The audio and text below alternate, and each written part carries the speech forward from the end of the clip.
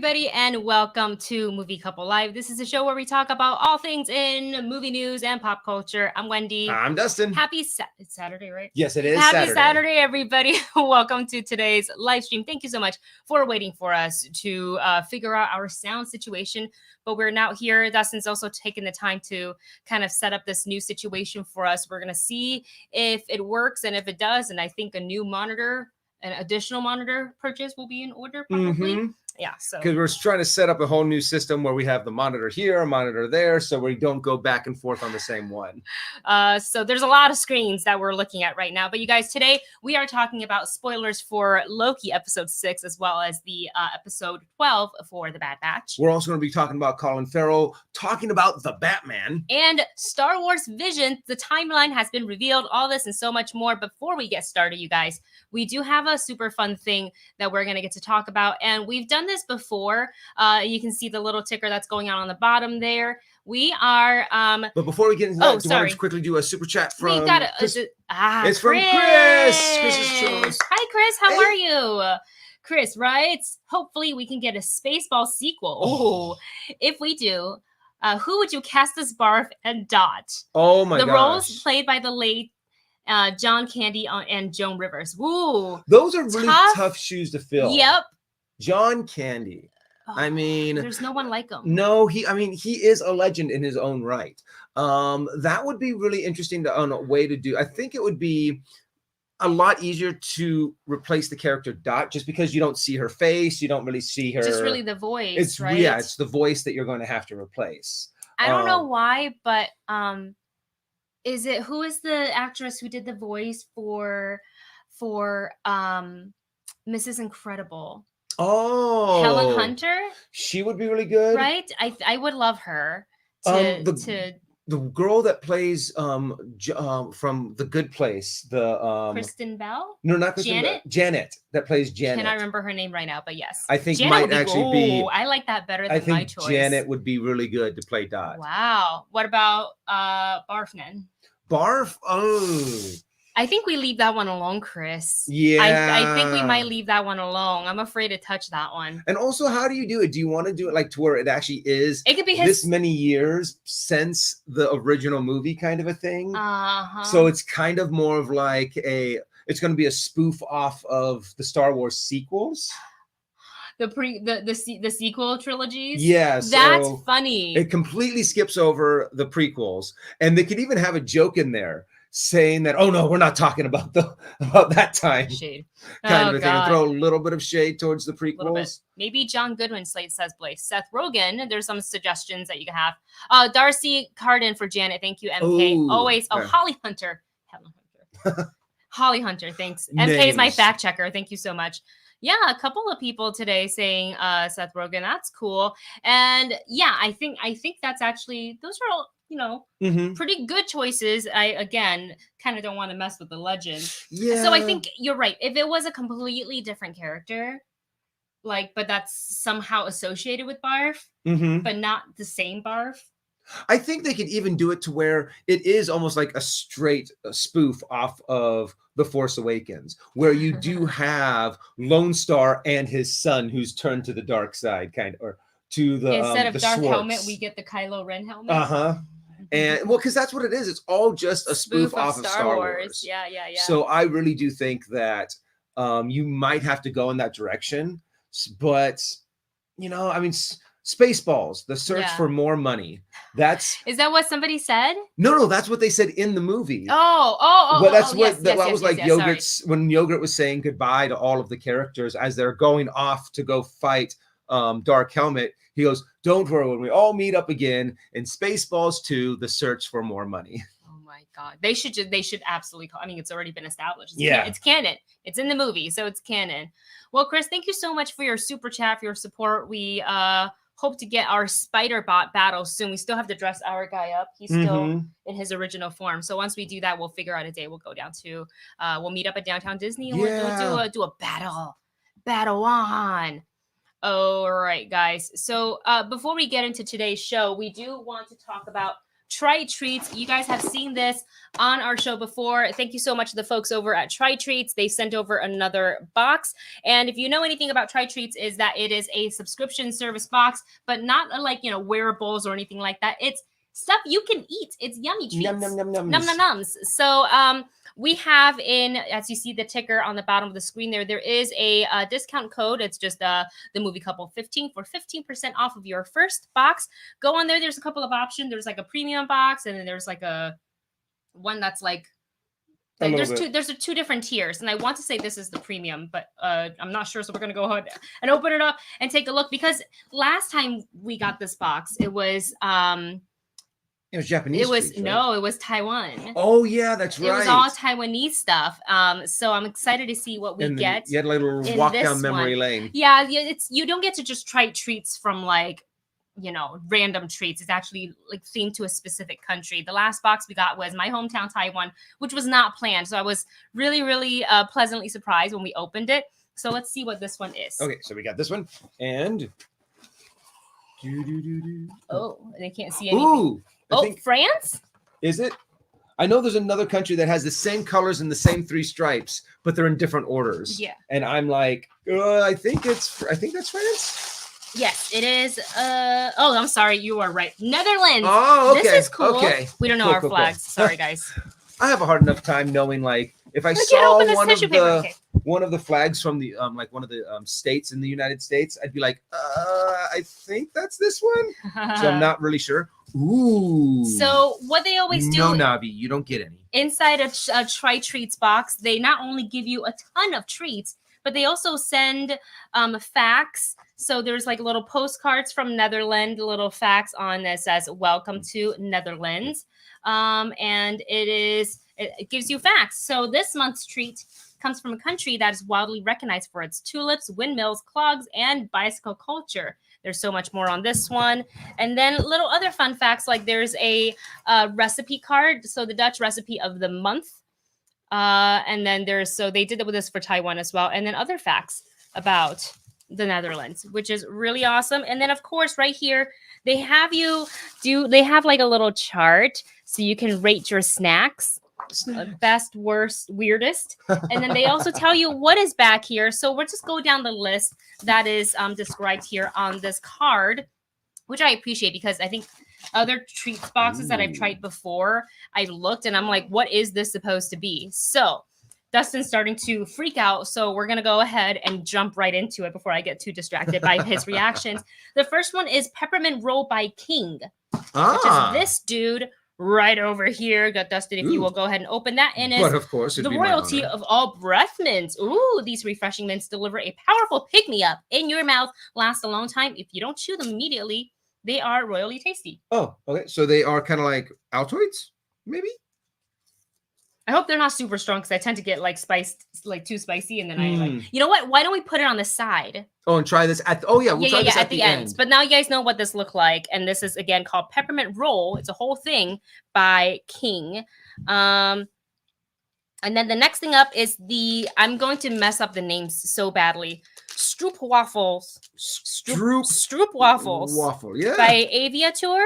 The butter lovers' favorite, absolutely delicious and authentic Dutch stroop waffles baked with 100% butter. Oh, yes. To provide that extra rich flavor. Made from 2 thin layers of baked dough with a caramel syrup filling in the middle. I'm so happy I skipped breakfast so I can have all of this on an empty stomach. All right. Oh, there's only one of them, so we're both going to have to take a bite. Okay. Here you go. Bite for you. Look at this, by the way. Oh. I need coffee. It really does look like kind of like a waffle that has been smushed together. Oh, and it's soft. When I first saw it, I was afraid that it was going to be like crunchy. And I'm like, I like soft like cookies and treats like this. Oh,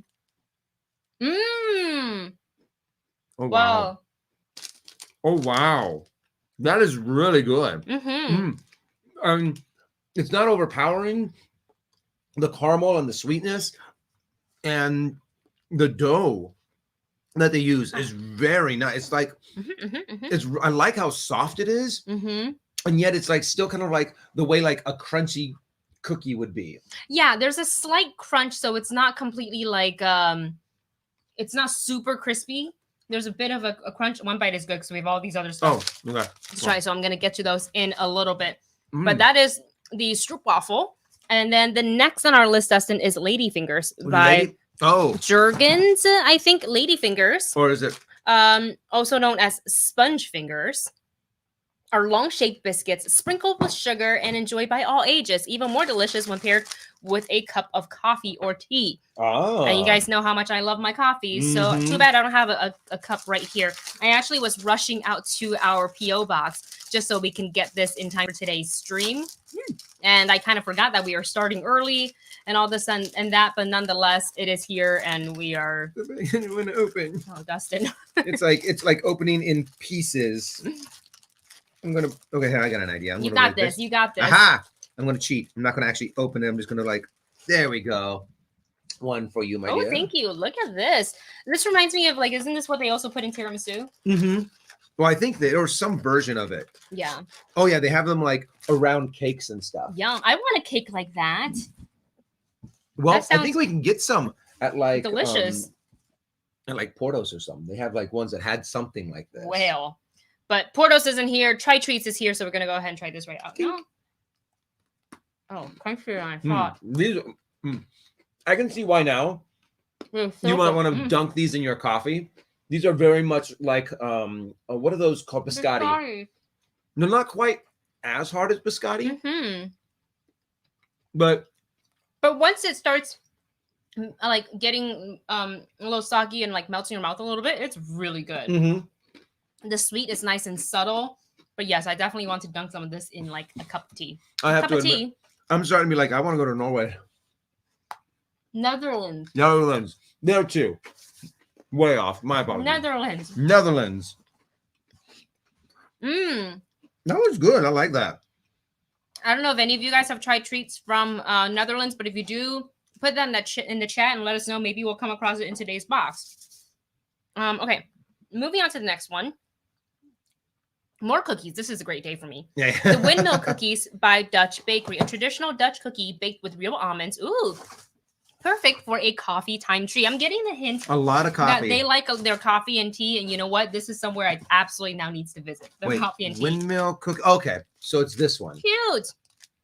Let's see. The classic windmill shape and that unique spicy taste. Oh. Will bring back warm memories of days gone by. Spicy, I'm guessing maybe some cinnamon. Oh, probably. But okay, unfortunately, it crumbled a little bit. It crumbled a lot. Okay, it crumbled a lot. I'll just take this. One for you.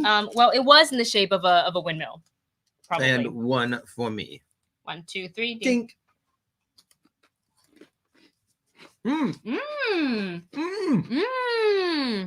It's like a ginger snap. Each bite gets better. But it's like a very clean, ginger snap, So light. Very light. International treats are always so much lighter than American treats. It has a weird kind of smokiness to it as well, kind of a thing. Kind of like they almond gingerbread cookies, says Blade GTR. I have to admit, would you like to have the other last little piece? I think your piece was smaller than mine, and I'll take the crumbles. Yum. Love. Yeah, so if you get a chance, these are pretty tasty. A lot of these, though, I really can see that they do go for a breakfast kind of a meal. I'm just going to make myself a cup of tea after this. and then go to town because this box is going to be empty by the end of today. Moving on, we have the fruit candy by Napoleon. This is made from natural ingredients sourced in Holland.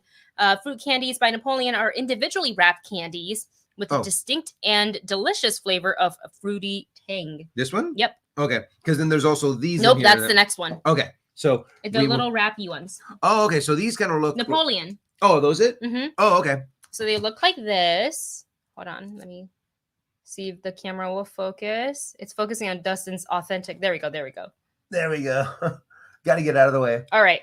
So I'm gonna. Oh boy. Okay, so it's these.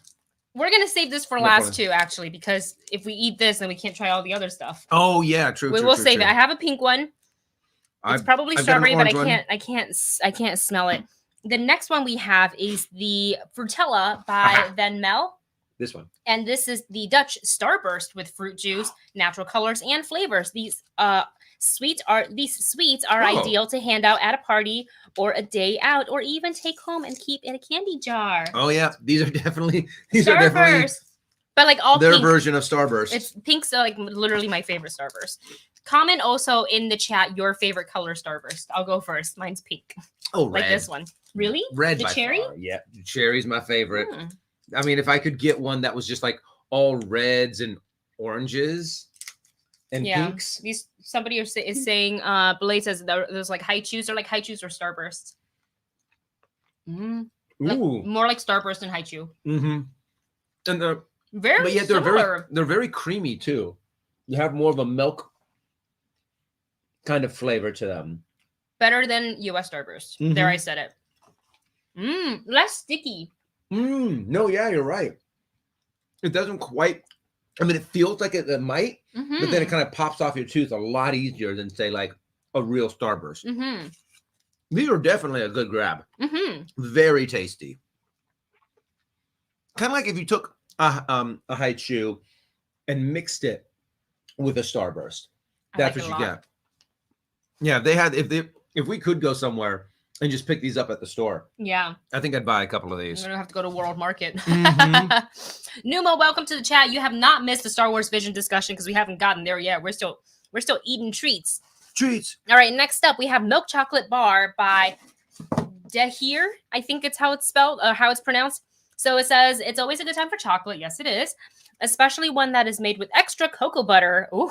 Oh, okay. So this is going to be and real vanilla for a smooth, creamy, melt-away texture and an exquisitely delicate taste. Hand it over. Let's go. In a very nicely wrapped aluminum. We love that. We love a nice packaging. Okay, hold on. Let me take this.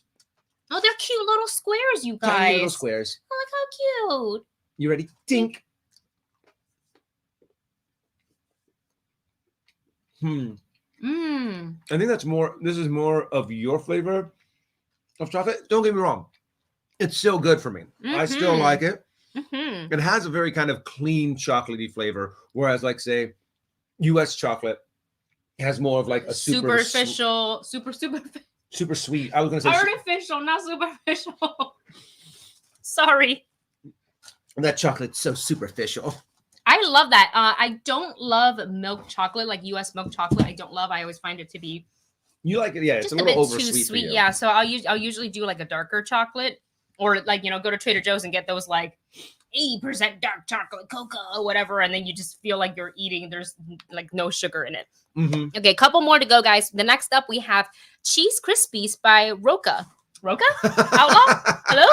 Roka? Hey Roka, we've got your snack here.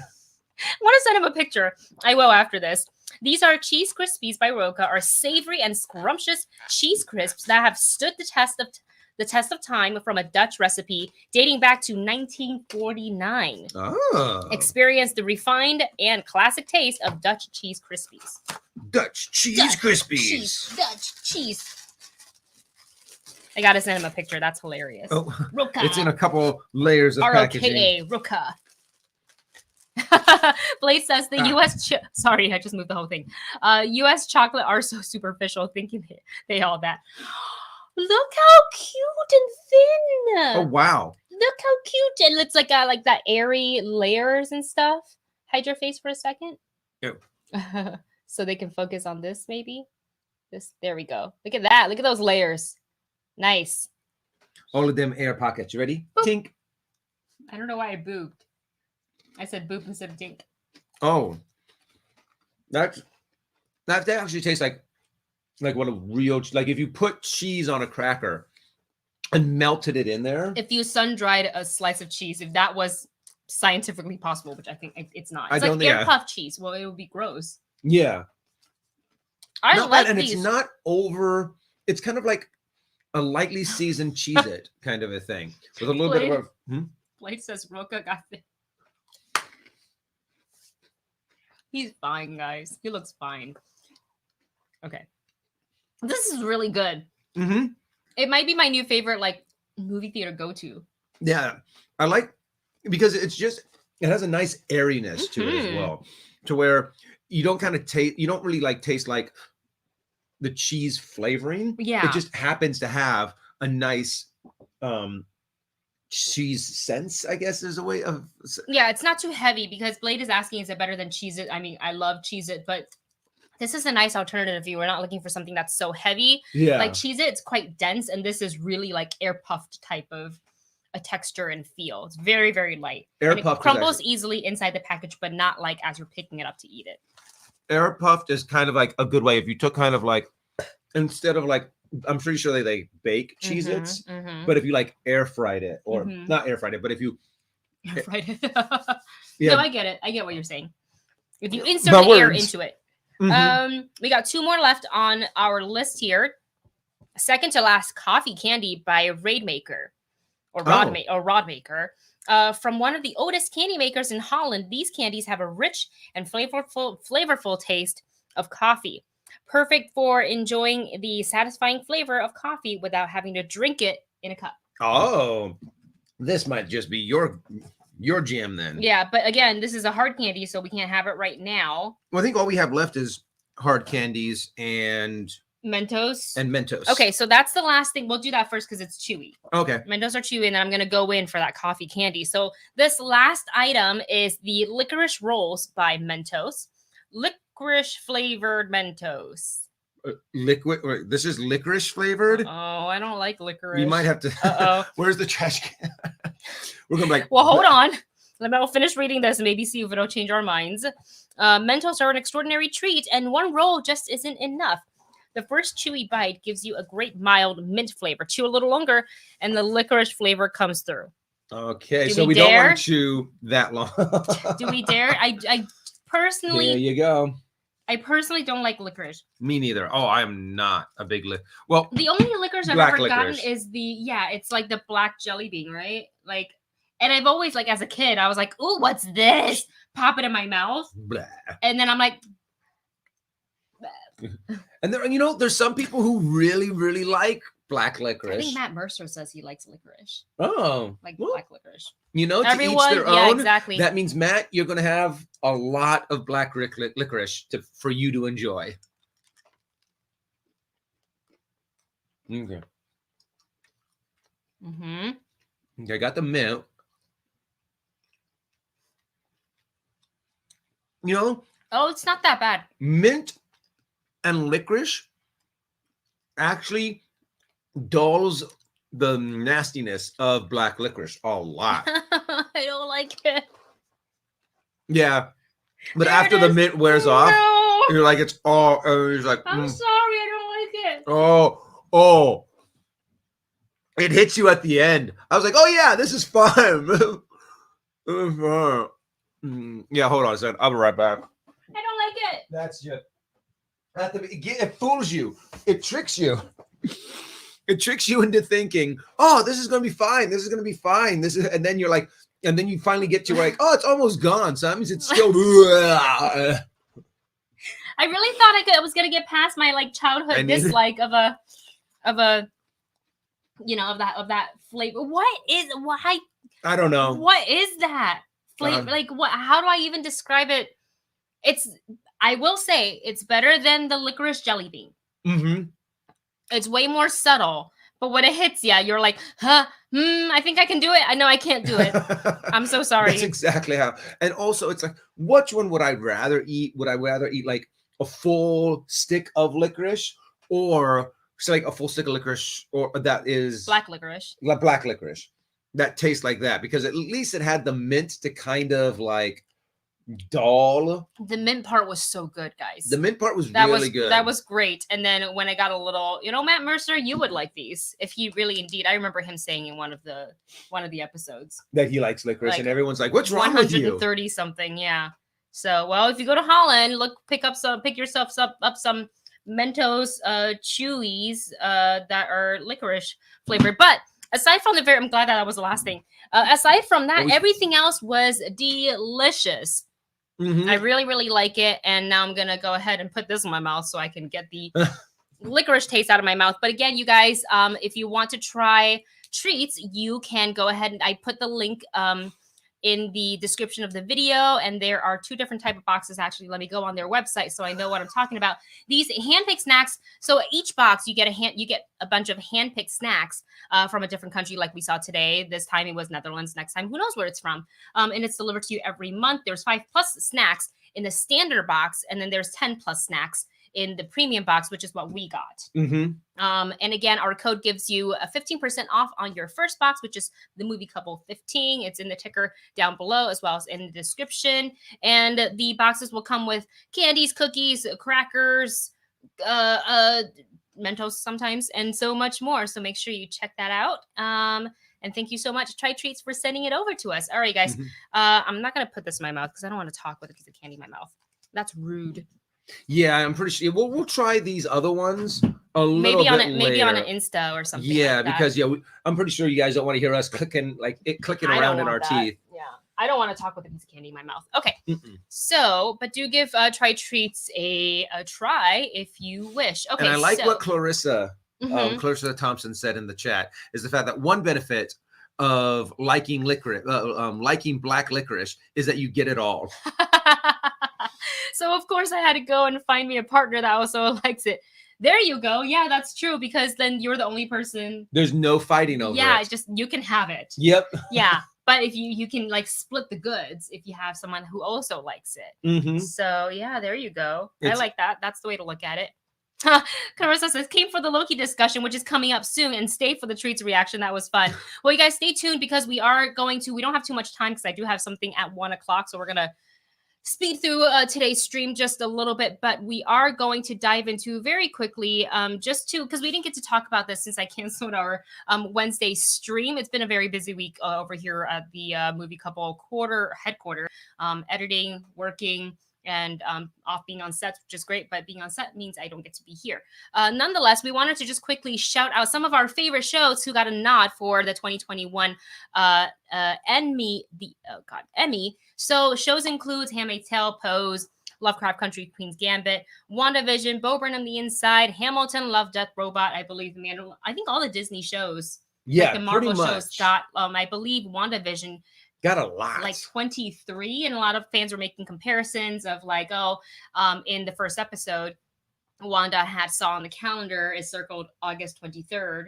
There was a heart around 23. So I think that's absolutely purely coincidental. Yeah, it's not like Disney writers were like, well, we're going to, but I think it's pretty interesting. But I kind of love that. I love those little coincidences, don't you? That happen like in shows and in movies, and it's like, oh yes, we had this planned this way the whole time. Yeah, right. Knew. We just knew it. All right, and moving on, and I said we're gonna move through this quickly because we want to get to the spoilers. We got to get to the good stuff. But you guys also, as a Coke Zero fan, I am upset. Coke Zero is changing its flavor again. They've done it once before, so they're changing their can as well. Which that doesn't really bother me. If you want to change your packaging, you want to make it all red, fine. It's easier for me to look in the store and go, that one, and grab it. But they're changing the flavor again. And they're saying that this time they want to change it to, first of all, it will contain the same ingredients and its nutritional value. It's Coke, so it's really not that good for you. But the new version will optimize the taste of the drink. And it says, quote here on the article that I'm reading, recognizing that tastes and preferences are always evolving, we are focused on continuous improvement to give the fans the best tasting Coca-Cola they want, with 0 sugars or calorie, offered in an iconic blah, blah, blah, blah, blah packaging, and blah, blah, blah, blah. Honestly, I find they're just reformulating it so that it would taste more like a regular Coke. But the reason why I like Coke Zero is because it doesn't taste like the regular Coke. Yeah. That's the whole reason why. So why are you trying to take that away from us, Coca-Cola? Oh, and that's also a big thing. Honestly, they're making a big deal out of like, oh, we're changing it. We're not going to go back.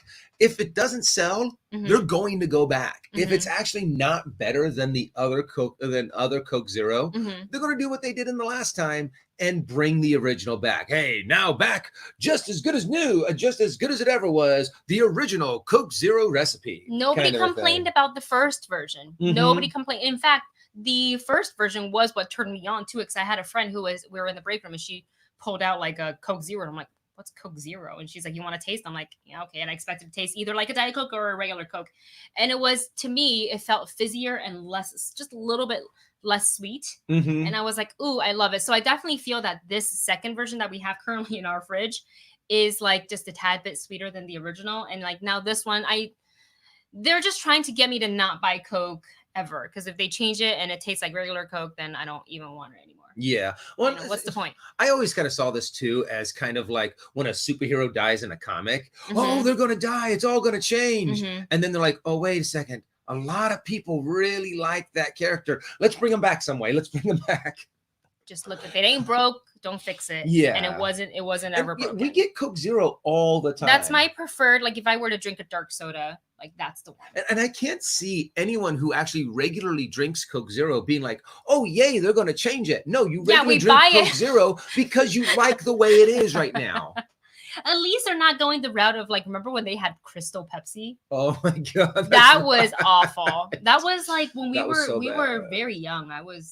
I remember trying it again recently. Elementary school or something like that. And yeah, they brought it back for like this retro thing and we tried it and it was awful. And we were like, Why? No. Why?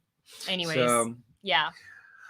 I'm just very passionate about my Coke Zero, so I had to put it in our rundown today. And here's also hoping that it's so bad that they'll just bring back the one that we like. Just leave it alone. It was fine. Don't touch it. You know, the green one's good too. There's the one that's real it's sugar. Made of like that. Like that one's actually pretty good. It's not as sweet, but they don't make that one in the tiny cans that I like. So they only make it in the full size, and sometimes I don't want a full size can. Anyways, all right, guys, we're gonna move on to our next topic, which is Colin Farrell talking about Matt Reeves' Batman. We all know that he is playing the Penguin. So, on an article by Collider, it looks like Colin Farrell has revealed his screen time in the film.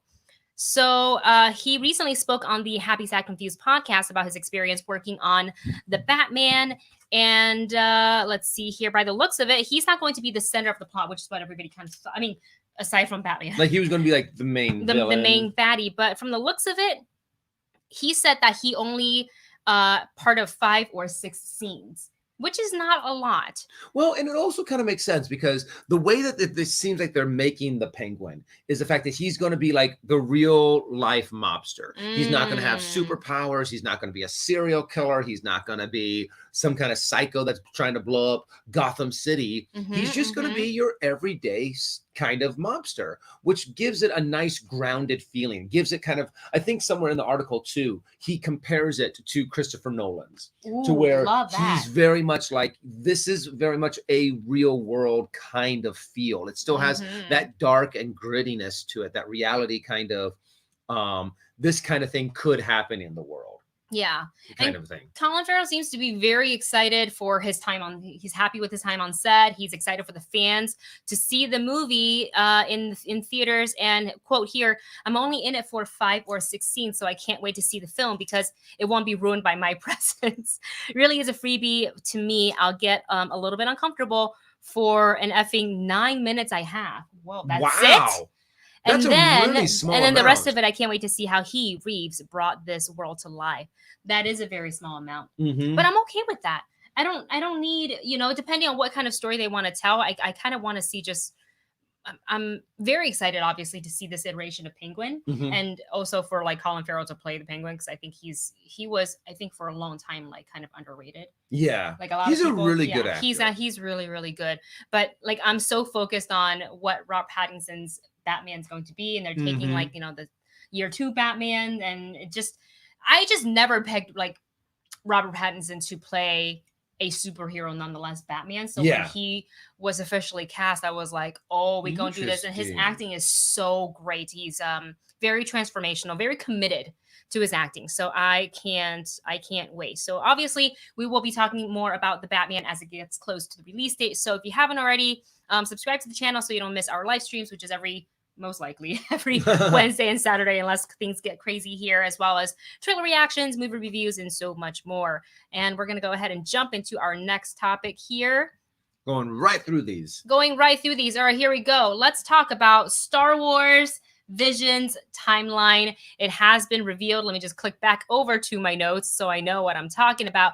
But you guys know we did a trailer reaction to Star Wars Visions, and we're so excited. We found out that there is going to be 9 episodes, and the first 2 episodes is by Studio Trigger, which I'm super excited for. So the Elder, that will take place before episode 1, The Phantom Menace. And quote here, our story is not directly connected to any of the characters from the films, but explores the idea of the Jedi Knights and the Master and Padawan dynamic in an older setting, which I love. A little curious about. It does say, and the article is by Collider if anybody wants to look it up. Before episode 1. However, we don't know if that's, say, 100 years, 1,000 years before episode 1. So I'm really curious. I love that. To know, because we haven't gotten anything from that time period. We haven't gotten any kind of canon story from before episode 1. And I'm really curious on what they give us, because this will be at the height of the Jedi Order. Yes. Unless they do like a million years, no, 1,000. They say a millennia. The Sith have been extinct for a millennia.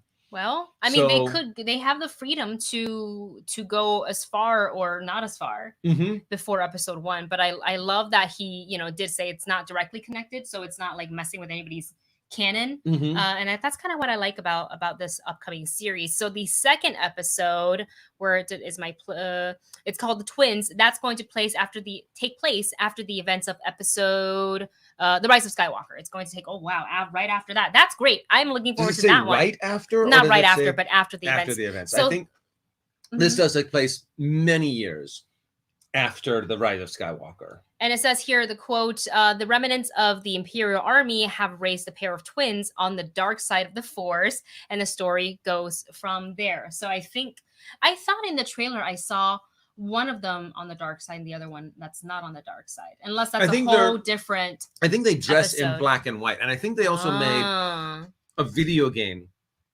and that was that story was based off in the video game. I haven't played it, so I'm not 100% sure, but I would love, I'm just super excited about all of these. Yeah. About seeing just a little bit more outside of the box. Yes. For Star Wars thinking. So, for Star Wars stories. So anything they give us, and especially when it's before episode 1 or after episode 9, is just incredibly exciting. Because we know then that is 100% new material. Yeah, and it's great. It's too because it's Star Wars fans animating their Star Wars story, which is what's going to make this so much fun to watch. The next one we're talking about is by Kenji Kamiyama, yes, and worked on an episode called The Ninth Jedi, which will also take place after episode 9. Yeah, yes. The Rise of Skywalker. Yes. So, quote here, I wondered after episode 9, has the galaxy settled into peace? We all love the stories of the Jedis and the lightsabers, but what becomes of the Jedi Knights after the movie series? My story is about that. When I first saw Star Wars, I was fascinated by the story of this kid, Luke Skywalker, who came from nothing and went on a huge adventure. And for me, that is the root of Star Wars charm. So I wanted to depict a galactic level adventure with a different character. And I love that. After Rise of Skywalker, everything is very much reset, to where this is pretty much the time to where the prophecy has come true. There is balance in the Force. Yes. There are some dark side users, there's some light side users, and they're pretty balanced. Yeah. As opposed to having a whole bunch of Jedi and no Sith, or vice versa. Kind of a thing. So I'm really curious to see that time period of quote unquote balance in the Force. Yeah, this is what's going to be interesting. And you and I had talked about when Marvel's What If trailer hit, and we're thinking if they would ever do a what if for Star Wars as well. And I'm not saying this is exactly like that, but it's because the what if, I guess we can call that canon, right? For Marvel. Yeah. These, I believe the Star Wars Visions episodes specifically are not considered canon. Oh, they're not. I don't. It's them just playing around. Right. That's okay. Then that's even I cooler, believe so. Because then this is going to be you guys let me know in the playground for the artists that they can make up whatever story they think is going to be amazing. And if any of them hit, I'm pretty sure some of them we're going to love. Some of them we're going to be like, oh, that was cool. And some of them we might be like, not as excited about. But that's part of these kinds of series is that it allows us to be like, hey, we like this idea. Give us more of this kind of a thing. Okay, here is a little bit more like information on whether it's canon or not. According to the article, each episode will present a different cultural perspective to the famous sci-fi franchise. Some episodes will exist within Star Wars canon, while others will have a looser connection. So there you have it. Now, here's a good question from Blade in here. Well, where'd it go? Oh, do you think we'll get Grogu in any of these new Star Wars stuff? I hope so. Anime Grogu, because after Rise of Skywalker, where is Grogu? What's going on with him? He's still pretty much, he might be a little bit more of, instead of a toddler, he's now more of because he's not adolescent. An infant. He'd be a little bit more, a little bit older. Toddler? Like maybe he might look maybe 1 or 2 years older. Yeah. After all from Mandalorian to Rise of Skywalker. So I would love to see a little bit older Grogu and see what he looks like more as like, I don't know what age group that is, but like he's around they 5. Said 50, right now? Well, no, I'm saying like, but what he appears to be. Right now he's 50 years old and he looks like a toddler. Oh, I see what you're saying. I see. Adolescent would be the next phase, right? Technically. I think there's a phase in there like 5, 6, 7, and 8 kind of an age group. So I think adolescent child. He's going to be a little bit older of a child. So I would love to see that, Blade. Yeah, that'd be cool, huh? Wouldn't it? So I guess we'll see. And the series comes out, I want to say August. Nope, that's I'm mixing it up with What If. This will come out September 22nd on Disney Plus. So I can't wait to watch these stories come to life on our screens. And if you have Disney Plus, and you're a Star Wars fan, something we definitely recommend tuning in, especially after reading this news and seeing the trailer. I got so much more excited. I mean, I was already excited for Visions, but now I'm just like, I can't wait. I love the fact that we are getting a lot of material about the bookends before episode 1 and after episode 9. Yeah. I think I'm very curious about the ones that comes after. Yeah, because that's the future of Star Wars. Right. It really is. I'm pretty sure. Where can we go from here? The next movie, the next big blockbuster movie for Star Wars is going to be somewhere in those realms, either before or after the Skywalker saga. Exactly. Well, you guys, we got some time left, so we're going to dive into our spoiler talk. I think we hit all the topics that we needed to hit. So let's go ahead and dive into, first of all, The Bad Batch, episode 12, Rescue on Ryloth. So at this point, we want to issue our spoiler warning. If you're not caught up with The Bad Batch or Loki, this is time for you to maybe hit pause on this video and come back later after you've enjoyed the episodes, because we are going to talk about major reveals and plot twists and points and things like that and moments. But if you don't care about spoilers, then by all means, grab a snack, grab some Try Treats and sit down, make some coffee. Grab your very own Roca. Hold your Roca box.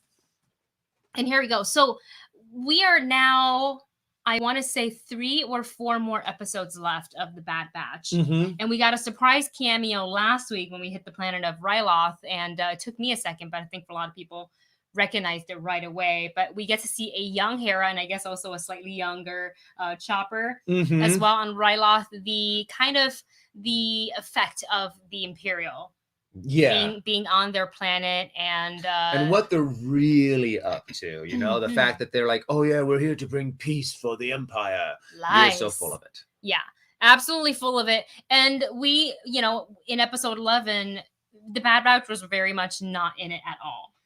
They had one quick scene where this is 100% setting up for a 2-parter. That's what Dustin said, and he was correct in that. So we are back on Ryloth for this episode. There was almost a time in this episode that I really was like, are they going to turn this into a 3-parter?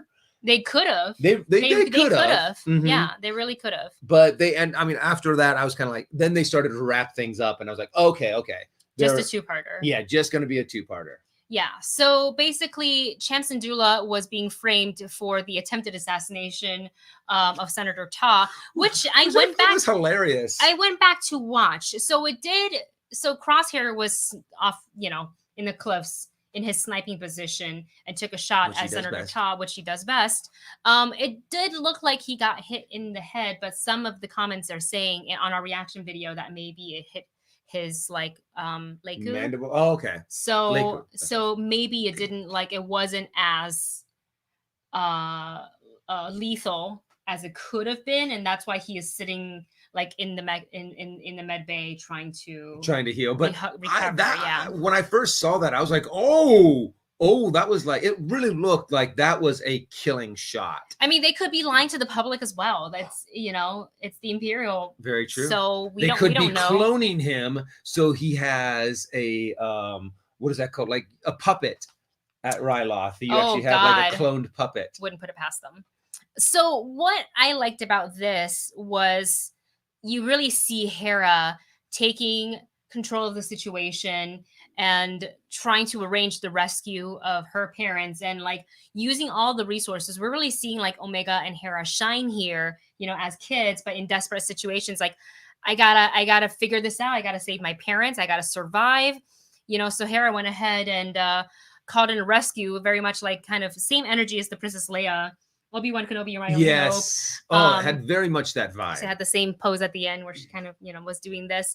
The Bad Batch comes back. And I do like Hunter's kind of level-headedness. We gotta, I want to help, but I can't guarantee you that we can't do this because it's kind of what do we have to do? Oh, we just have to break into the Capitol and break them out. And you're and Hunter's just wait, what? Heavily guarded. They're the Bad Batch, right? You're on your own. Yeah, it's not exactly an easy task. Even for a group like the Bad Batch, and they also know that Crosshair is there, so that makes things a little bit more complicated. Nonetheless, they succeeded. They were able to get Cham Syndulla and family out, and I know a lot of people were thinking oh my gosh, what if Hera's mom died in this one? And this kind of really put her on the path of joining the Resistance Rebellion. Yeah. So, and honestly, I think if I'm not mistaken, didn't they talk about something about that in Rebels about her mom dying? So because she had some of those family heirlooms. The doll, right? The doll that Thrawn took. And it's one of those things that it was so important to her because it belonged to her mother. So I'm kind of it would make sense that this would be the time that her mom would die. And this is, really cementing her path down the path of resistance. The rebels. We got to see her do a little bit of flying in this episode. Takeoff and landing was a little rough. The flying part was okay, but I do love overall just kind of seeing Omega and Hera really taking charge of their situation and how far Omega's come from episode 1 to now. She's learned so much. She's calling the shots. She's even to Hunter, a soldier wouldn't do this. They wouldn't leave another one of their own behind. And he's okay, we're gonna do this. So that leads me to think a couple of things, because we have to talk about Hauser a little bit, the clone trooper that serves as kind of right underneath, I guess, Admiral Rampart. It seems but very much retained his personality. So Dustin and I had a discussion after our reaction, thinking that I tend to think, again, I always think I'm wrong about this, but that his inhibitor chip was not activated, either not activated or misfunctioned or malfunctioned, or he wasn't around when he did not have a Jedi around him, right? But I still so I've been watching a few different theories on this, on the fact that the inhibitor chips aren't permanent, that once they activate, they only activate for a certain amount of time before they become inert. It's kind of they use up their power. And it was all to kill as many Jedi as possible. And I guess if they were on Ryloth, I want to say there's no Jedi presence on Ryloth. True. So it wouldn't have mattered for any of those guys. So it would have activated, and then it would have. Well, and also Hauser could have come from another platoon. He could have come. But the fact that, what was that? He's this is wrong. And I can't remember what else he said, but the fact that he's we need to. I like that you committed to the voice. We're supposed to be fighting for, and now we're enslaving them. And drop your weapons. And some of the clones actually did. Yeah. And it makes me think that either those inhibitor chips aren't working for them and never did, or they did work and they're starting to wear, like, it's the effectiveness of the chip is starting to wear off and they're starting to get their personalities back. And similar to what you just said, Blade GTR in the chat says, so with the debate on Hauser's defiance, I think some of the clone troopers are starting to break free from the control of the inhibitor chip. And I feel like I kind of noticed with Crosshair, because he's so very much like good soldiers follow orders from the first time his inhibitor chip kicked in, to him at the end, like, do I have permission to go after them? But there was something on his face that read uncertainty. Maybe he didn't want to do this, or there was something else. There was something else there other than just bring down these. Maybe is he going to try to talk them, try to reason with them, be like, come back over, this is what we're supposed to do. And so we're not sure what's going to happen in the final showdown they're going to have with Crosshair. And I also did expect for Crosshair to be a little bit more beat up than what he did. He had his whole bandage, like his whole face like bandaged up. Well, I mean, Kylo Ren had a whole scar across his face, but now it's like tiny. Yeah, true. But I guess bantha takes are just amazing. Super amazing powerful. For your skin. Oh, these like cheese crisps, man. I love them. Can't stop the eating Rokas. Them. The Rokas. Brennan Mars in the chat. Hello, Brennan. How are you? So to end this discussion on the Bad Batch, I think it'd be nice because they've established so many characters that we know from whether it's Clone Wars, Rebels, or the live action Mandalorian series. I wonder if there's a possibility for us to see grown-up Omega in a live-action Star Wars TV show such as The Mandalorian or The Book of Boba Fett. Yeah. You're thinking it's more possible in The Book of Boba Fett because of her direct link with Boba Fett. Yeah, that. But I was also thinking that there would be a good connection also between Ahsoka, because Ahsoka and Hera have worked a lot together. Yes. And if she's like, oh, this is my friend Omega. Mm-hmm. And then everyone, of course, all the fans are like, oh my gosh. Yeah. Yeah. I think it's the possibility is 100% there. I think Vanessa Marshall would do a fantastic job as live action Hera, just as we saw Katie Sackhoff do with Bo-Katan. So the possibility is there. We don't have to wait too long until the Book of Boba Fett at this point to see maybe if they will even drop, maybe not a cameo, but maybe like a hint. Like you said, like a name drop, and you're just like, oh, what happened? Or like if he mentions his sister. So that means it's kind of like one of those things that he knows of her. Yeah. Kind of a thing. But we haven't seen that interaction between them yet. Exactly. So we will see, because the Book of Boba Fett comes out at the end of this year, and we still have a few more episodes to go on the Bad Batch. So make sure you guys are tuned back in to the channel for future live streams, for spoiler discussions, as well as our reaction and review. And with that, we're going to go ahead and move on right over to Loki, the season finale. For all time, always, we get to see what goes down in the finale. What happens when Mobius goes back to the TVA to kind of have his face off with Renslayer, to see if Loki and Sylvie were able to get to the end of time and find whoever it is that may be in charge of the TVA. We get both. Some not as satisfactory as others, but we do get both. One thing also, I don't think any of us expected Miss Minute to pop up like that and do a jump scare on us. Because it was just like calm and serene and just like, hey, y'all. Ah! She did catch us off guard. I do have to admit that was a very successful jump scare in that. Yes, she definitely got us. But Sylvie and Loki, followed the path, and they found themselves face to face with none other than He Who Remains. He Who Remains. But as the door opened, because I've been so wrong about this. I was like, there's no way Jonathan Majors is going to appear in the Loki series, at least not this season. And what happens? Jonathan Majors appears as He Who Remains in this episode. And as a fan of his work, and also of Lovecraft Country, I love that we have two Lovecraft Country actors in this show. And they both do an amazing job. They're so good. If B-15 doesn't come back for season 2, I'm going to flip this table. Don't flip the table. I set it up all nicely. And sorry. No, I won't, because we have expensive equipment on it. Yeah, expensive camera that I don't want to replace unless I absolutely have to. No, but it was such a fun episode watching him act as he remains, in their speculations on obviously a version of Kang, but the mildest version of Kang, who is still pretty bad considering. Yeah, and I was sitting here going, it has to be Kang. Kang fits to the storyline in the comics. It also fits to where that we know that they're going. However, I like the surprise. I like the fact that it's like, it's Nathan Richards, but it's an alternate, it's a variant of it. And I was like, that is clever, because then you still get to introduce the character, but you don't reveal the character, which I think is brilliant. And also the fact that at the very end, when you see that statue of Kang, that also still might not be Kang. Oh, I think that one was Kang, because you saw the costume. True, but that also might just be another variant. Well, because he was saying that there are millions of different versions of himself. There's an infinite number. So even though they may destroy one Kang, there's another variant of Kang coming in. He went and warned them about it. He warned them about, if you kill me, then you're going to get all the versions plus the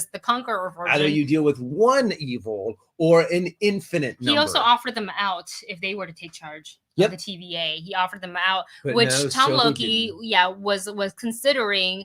But Sylvie was like, I mean, this was her life goal. And now it kind of makes sense retrospectively looking back into why, she was a Nexus event. And it's more so of like Tom is saying here, Immortus, because he had the Immortus robe on, that this was something that she was always meant to do. Yeah. And that's why they were hunting her, so she wouldn't eventually kill him. And that would make sense on why also He Who Remains was very much like, no, we need to trim this timeline, because this cannot happen, or else everything's going to shit. Yeah.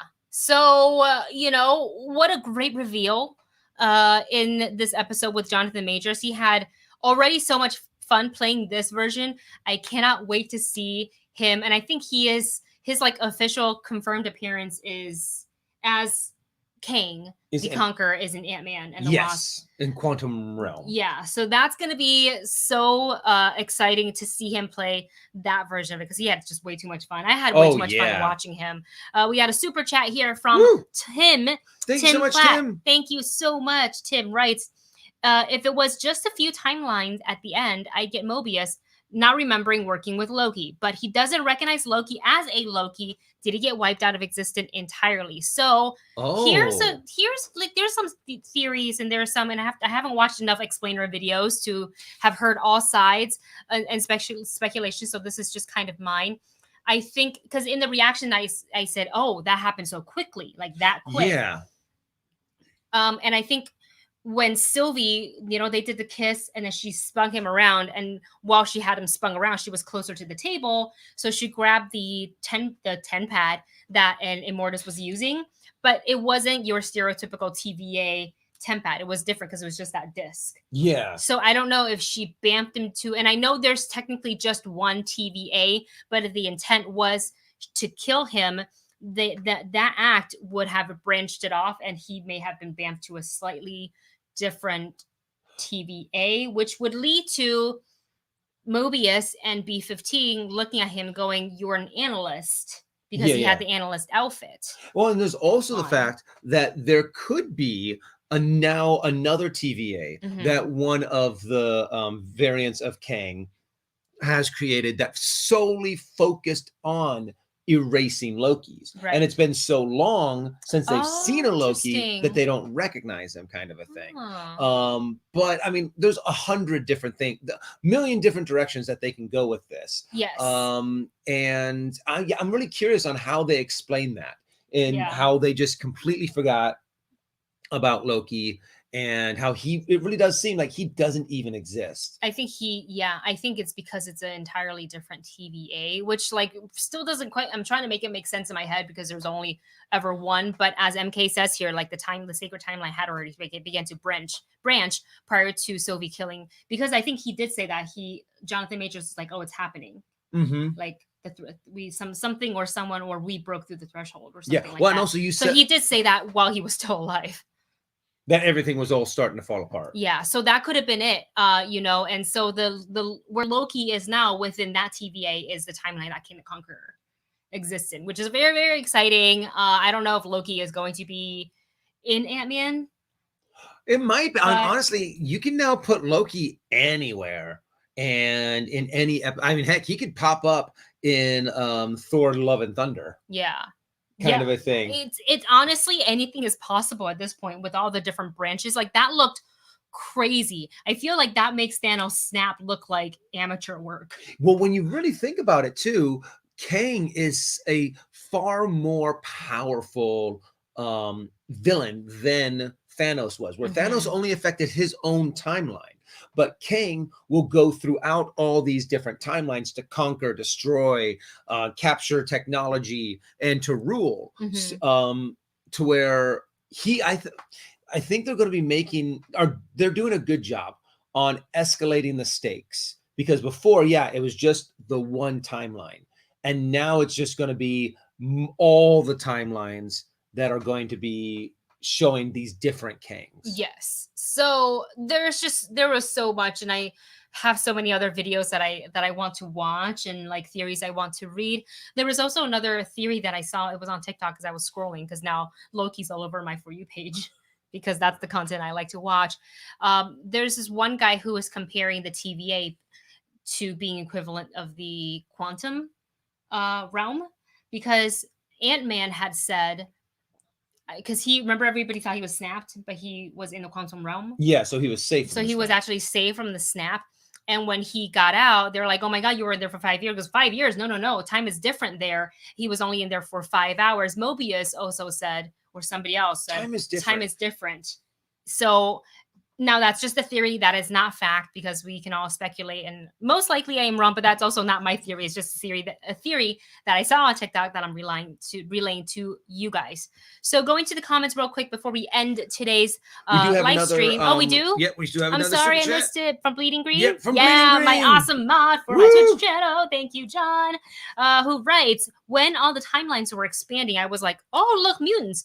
Oh, look, vampires. Absolutely right. Oh, yeah.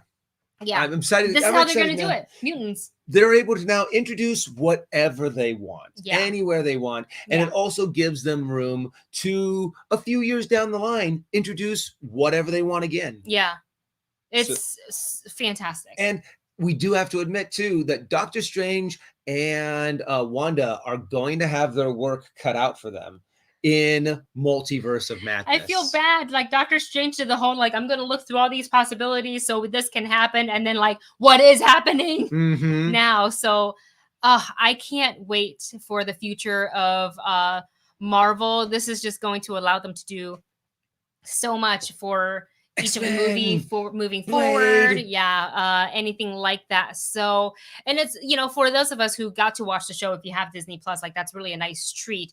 And I wonder how they're going to deal with, for the audience who don't have Disney Plus, and also some countries don't get Disney Plus. So when they get that next MCU movie, how do they explain that a little bit? Because you can't expect everybody to like, oh yeah, okay, I'm gonna watch all these 6 episodes of Loki before I go into XYZ film. Yeah, well, I think they're going to have they're going to have a little bit of exposition in, well, they're going to slowly reveal it to other characters, kind of a thing. They're going to slowly reveal it to Spider-Man, and they're going to explore the multiverse and what their point of view is. They're going to explain it to Wanda and to Doctor Strange, and then we'll get their point of view. Yes. So they won't have to know, because we're only going to have to worry about the point of view of the characters that we are watching at the time. Now, if you have watched Loki, you have a little bit more background information on how all of this started.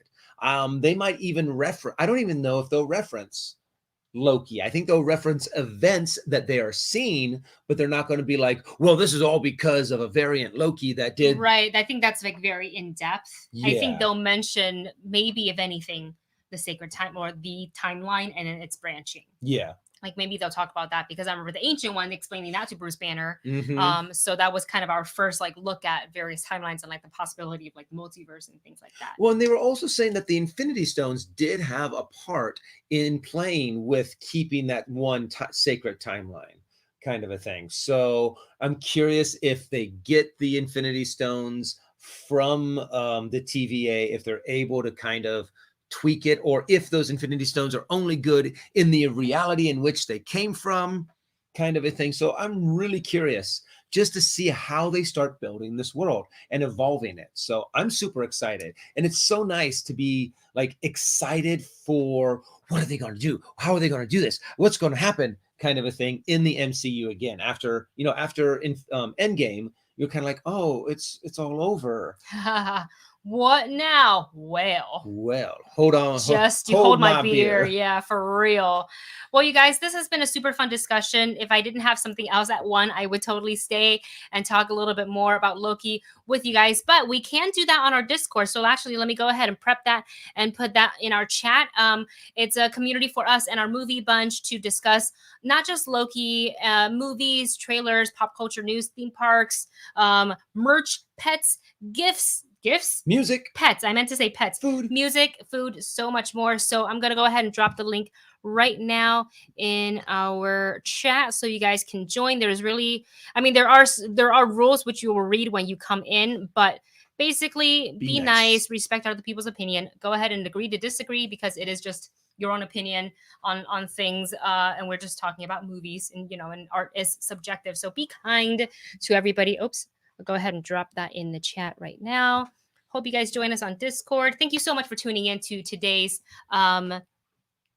conversation. Thank you for checking us out while we eat food and try treats against that.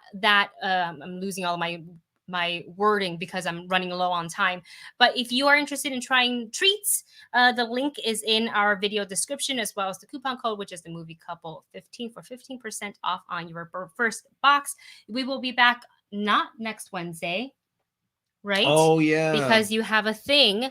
I'm having a procedure done. So maybe we do it a different day. I don't know. I usually announce this on our Discord. So go ahead and hop in that Discord and we'll figure out if we're not going to do the Wednesday regular stream, when we will do it. But Saturday stream will be there. So we will definitely see you guys next Saturday for sure. All right, guys, we love you so much. Thank you so much for hanging out with us. Have a great rest of your weekend. Put on sunscreen because it is hot outside, and we will talk to you soon. Bye, everyone.